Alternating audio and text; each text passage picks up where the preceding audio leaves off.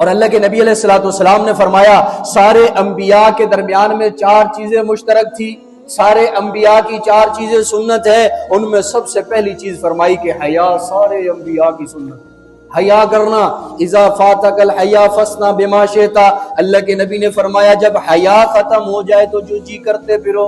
आज घरों से हया खत्म होता जा रहा है, बड़े छोटे की तमीज खत्म हो रही, माँ बाप बहन भाई का आपस में प्यार मोहब्बत देख लो किस हद तक गया कि हया खत्म हो रहा है। बाजारों से हया खत्म हो रहा है, घरों से हया खत्म हो रहा है। दोस्त अहबाब बैठेंगे, हया की चादर को चाक कर देंगे, हया खत्म हो रहा है। और हया सबसे बड़ी नेमत है, अल्लाह के नबी अलैहिस्सलाम फरमाया। दूसरा फरमाया सारे अंबिया के दरमियान में मुश्तरक चीज, फरमाया वो खुशबू लगाना है, इतर लगाना है। इतर सारे अंबिया की सुन्नत। और अल्लाह के नबी अलैहिस्सलाम फरमा रहे 3 चीजें मेरी पसंदीदा हैं, 3 चीजें मेरी पसंदीदा हैं। उनमें से एक अल्लाह के नबी ने फरमाया वो खुशबू है, कि खुशबू लगाना ये मेरी पसंदीदा है।